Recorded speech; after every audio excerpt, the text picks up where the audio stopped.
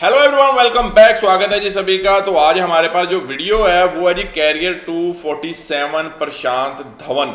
अच्छा, ये वीडियो का हमें लिंक भेजा गया कि आप इसके ऊपर रिएक्शन दीजिए, इसको देखिए। इसका टाइटल है जी if India is attacked then USA will help. Okay, Trump to Modi at G7 summit. तो देखते हैं, पहले वीडियो की तरफ चलते हैं जी। क्या डील शील हुई है और क्या बातें, मतलब तो स्टार्ट करते हैं आज का वीडियो।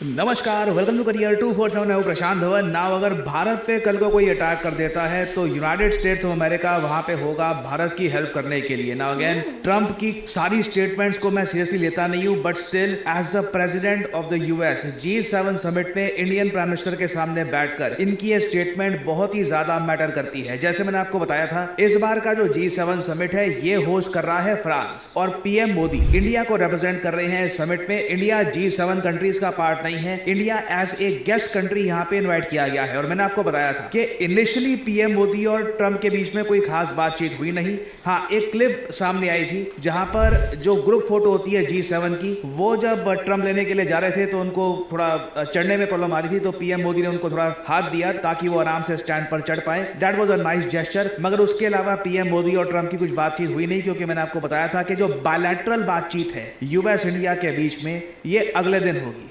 और ये बातचीत कुछ ही घंटों पहले कंक्लूड हुई है और ट्रम्प ने इस दौरान ये स्टेटमेंट दी। ये जो छोटी सी क्लिप है ये मैं आपको दिखाना चाहता हूँ। Can you speak to the defense relationship between India and the United States? I think it's a great relationship. I can tell you this, without having a contract, we don't have a contract, you have to write contract. But if they were attacked, we would be there to help them. How is that? Is that a good statement? Okay, come here, man. If anybody attacks that man, we're going to be there. Now, if there's a new leader, I'm not sure about it. If there's a new leader, I don't know about that. But if they're attacked and he's the leader, we're going to be there to help. Now, obviously ये Trump यहाँ पर एक joking तरीके से कह रहे हैं। ये बात अमेरिकन मीडिया ने भी रिपोर्ट करी है। आप देखोगे फॉक्स न्यूज यहाँ पर कह रहा है, Donald Trump cracks a joke about America's commitment to defending India as long as prime minister Narendra Modi is still leading the country. इन्होंने ये कहा कि जब तक प्रधानमंत्री मोदी इंडिया को लीड कर रहे हैं, यूएस इंडिया को डिफेंड करने के लिए आएगा। बाद में कल को कोई और आ जाता है, उसका मैं कुछ कह नहीं सकता। ये ऑफकोर्स एक जोकिंग तरीके से कह रहे हैं। ये अभी तक अगर हम देखें, गलवान इंसिडेंट हुआ, यूएसए नहीं आया। चाइना ने बॉर्डर पे अपनी बहुत सारी मिलिट्री डिप्लॉय कर दी थी, यूएस नहीं आया। ऑपरेशन सिंदूर में अगर हम देखें, जब पाकिस्तान ने इंडिया के अगेंस्ट टर्किश ड्रोन्स यूज करने स्टार्ट कर दिए, तब भी आप अगर देखो तो यूएस कुछ इंडिया के फेवर में तो कुछ नहीं कर रहा था। उल्टा आप अगर देखो तो ट्रम्प ने इनिशियली पाकिस्तान का जो नैरेटिव है कि फाइटर जेट्स गिरा दिए, उनको काफ़ी हद तक इको भी किया था। जहाँ तक मैं देख पा रहा हूँ, ये ट्रम्प का एक प्रयास था कि परहैप्स इंडिया यूएस रिलेशंस को जितना इन्होंने डैमेज किया है थोड़ा सा उसको रिपेयर कर दे ये स्टेटमेंट को देकर। बट जिस जोकिंग तरीके से उन्होंने ये बात कही है, ऑब्वियसली आप सीरियसली नहीं ले सकते ये स्टेटमेंट। चाहे पहली स्टेटमेंट आप अगर देखो तो इन्होंने काफ़ी सीरियस टोन में कही है कि इफ इंडिया इज अटैक तो यूएस इंडिया की हेल्प करेगा। और ऑब्वियसली आप सबके माइंड में ये होगा कि चलो ये सब तो एक नॉर्मल ट्रम्प की जो स्टेटमेंट होती है कि मतलब किसी भी वर्ल्ड लीडर के साथ बैठे तो बोलना शुरू कर दिया, ही is a great man, this is a great country वगैरह। ये टेम्पलेट है ट्रम्प के लिए। जो मेन मुद्दा है कि यूनाइटेड स्टेट्स ऑफ अमेरिका ने भारत के जो सेलर्स हैं उन्हें हेलफायर मिसाइल से मारा था। उनकी फैमिलीज रो रही हैं आज के समय। उनकी वीडियो सोशल मीडिया में काफ़ी सर्कुलेट हुई थी। उस सब के बारे में क्या हुआ? जो यूएसए ने बिना वजह निहत्थे सेलर्स को जो मारा था, क्या उसके बारे में ट्रम्प कुछ स्टेटमेंट देंगे? एक रिपोर्टर ने ट्रम्प से यह सवाल पूछा। ट्रम्प ने इसके जवाब में ये कहा,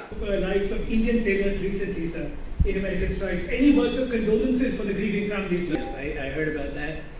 It's a rough profession. There's no question about it.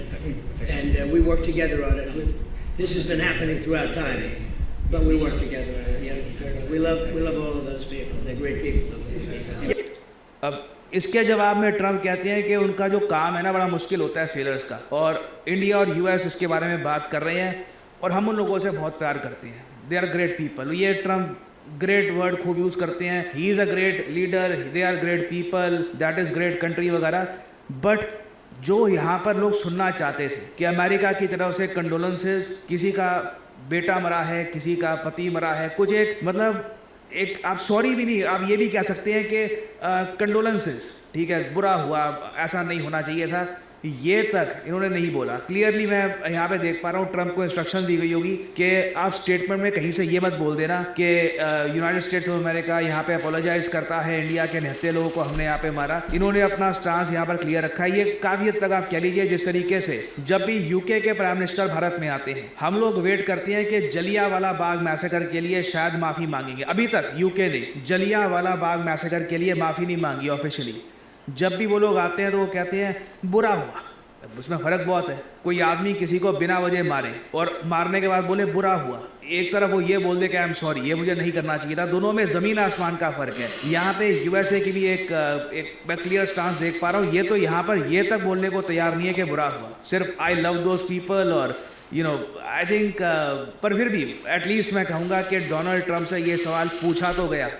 I think काफ़ी अच्छा होता अगर पीएम मोदी भी यहाँ पर अपनी तरफ से कुछ स्टेटमेंट देते, बट पीएम मोदी ने इसके बारे में कोई स्टेटमेंट नहीं दी। और ना सिर्फ यहाँ पर, इसके बियॉन्ड भी आप अगर देखो तो ट्रंप ने एक बार को ये भी बोलना स्टार्ट कर दिया कि मैंने 8 वॉर्स समाप्त करी है। अब ये जब कहते हैं कि आई एंडेड 8 वॉर्स, उनमें से एक वॉर जैसे आप लोग जानते हैं ये इंडिया पाकिस्तान की वॉर का भी मेंशन करते हैं कि मैंने इंडिया पाकिस्तान की वॉर भी खत्म करी है। वहां पर पीएम मोदी ने कहीं पर ट्रंप को इंटरप्ट नहीं किया, ये नहीं बोला कि देखो ये ऐसा नहीं है कि आपने 8 वॉर्स खत्म करी है, जबकि इंडिया का ऑफिशियल स्टांस रहा है कि इंडिया ने ऑपरेशन सिंदूर को पॉज किया था, यूएसए ने इंडिया पाकिस्तान के बीच की जो वॉर है ये खत्म नहीं करी। यहाँ पे आप देख पाएंगे ट्रंप की statement. I think you can carry the momentum from the Iran deal over to securing an end to the war in Ukraine. And can you tell us about your conversations with President Zelensky here at the G7? Well, I had very good talks with President Zelensky and with President Putin, and we'd like to see that one end.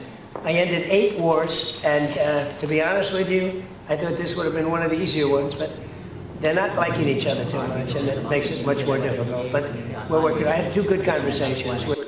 ना यहाँ पे मैं आपको ये भी समझना होगा, Trump काफ़ी बार आई एंडेड 8 वॉर्स ये तब भी बोलते हैं जब कोई भी जर्नलिस्ट इनसे ये पूछता है कि यूक्रेन रशिया वॉर कब समाप्त करोगे आप। क्योंकि ट्रम्प जब अपना इलेक्शन कैंपेन चला रहे थे तब इन्होंने कई बार बोला रशिया यूक्रेन वॉर, ये वॉर तो मैं 1 दिन में ख़त्म कर दूँ, बस ज़ेलेंस्की पुतिन को बिठाने की ज़रूरत है और ये वॉर ख़त्म हो जाएगी। अब यहाँ पे कह रही हैं कि अब लगता है कि वो दोनों एक दूसरे को पसंद नहीं करते, तो लगता नहीं है ये वॉर अब समाप्त होगी आराम से। But either way PM Modi ने ज़्यादा कहीं पर कॉन्ट्रडिक्ट किया नहीं है ट्रम्प को। प्रयास भारत की तरफ से परहैप्स यही है कि यूएस के साथ रिलेशंस मेंटेन रहे, बने रहें, ट्रम्प ज़्यादा नाराज़ ना हो, क्योंकि जो ट्रेड पैक्ट है इंडिया यूएसए का ये बिल्कुल कंक्लूजन में है। 99% बातचीत वहाँ पे हो चुकी है और वेरियस और मुद्दों पर भी इंडिया और यूएस अभी डिस्कशंस कर रहे हैं।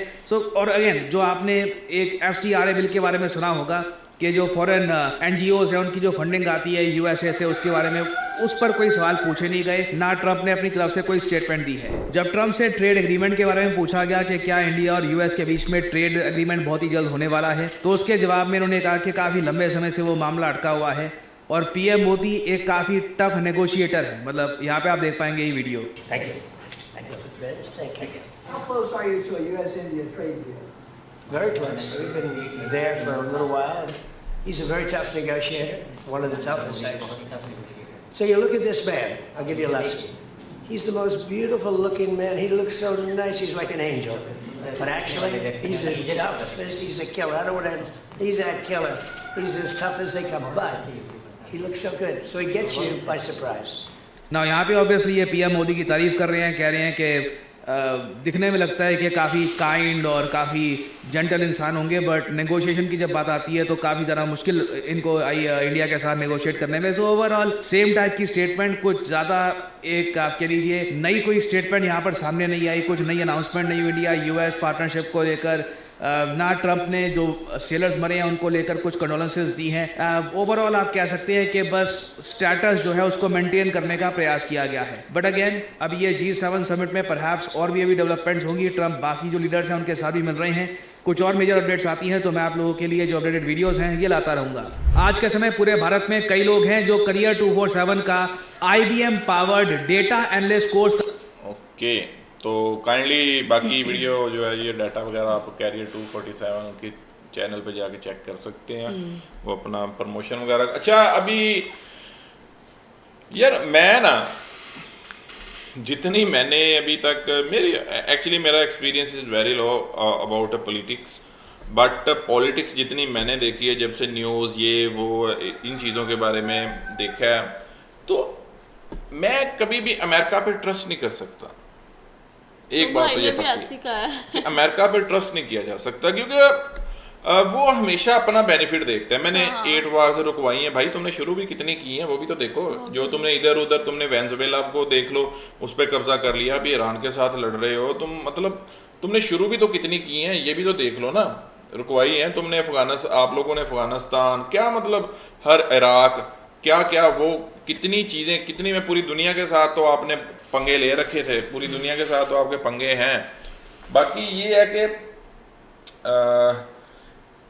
मुझे नहीं लगता कोई भी कि कोई इंडियन जो है ये प्रेसिडेंट जो ये ट्रम्प है इसको सीरियस लेगा। और वैसे यार एक शर्मनाक बात भी है उसकी कि आप किडिंग कर रहे हो, आप जोकिंग कर रहे हो इसके ऊपर कि अगर नरेंद्र मोदी जो है ये प्राइम मिनिस्टर हैं, ये हुए तो मैं हेल्प करूंगा, अदरवाइज मतलब ये किडिंग है ना। तो आई थिंक इसके ऊपर जो नरेंद्र मोदी पीएम साहब इंडिया के, उनको रिस्पॉन्ड करना एक्चुअली ठीक है। उन्होंने कभी किसी पे बात नहीं की। अब जलियांवाला बाग पे वो बोलते हैं कि बुरा हुआ, जलियांवाला बाग के ऊपर एक्चुअली जो यूके के वो हैं उनका वो एक उन्होंने बहुत बड़ा मैसेकेयर किया था, तो उनको इतने लोगों को वहाँ पर मारा जाना और फिर अभी तक उसकी माफ़ी जो है ये पूरा इंडिया जो है वो डिमांड करता है कि वो करें। इवन के then we were the part of India, हम भी उसका हिस्सा थे और हम भी डिमांड करते हैं कि इसके ऊपर जो है यूके को माफ़ी जो है वो मांगनी चाहिए।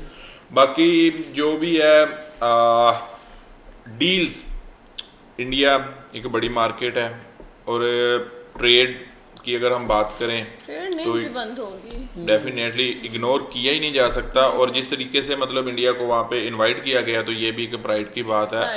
और बाकी ये है कि ट्रम्प का आखिरी टाइम है, इसके बाद ट्रम्प मतलब एक्चुअली मोदी साहब को ये कह देना चाहिए था कि अगर अमेरिका पे कोई बुरा वक्त आता है ना तो अगर ट्रम्प रहा तो हम भी आपकी मदद करेंगे। कैसा वो रिस्पॉन्ड, अच्छा कोई रिस्पॉन्ड इस तरह का कर देते ताकि उसको जो है ना, जो उसने बात की थी उसको पूरे तरीके से रिस्पॉन्ड वहाँ पे जवाब जो है वो मिल जाता, रिप्लाई मिल जाता।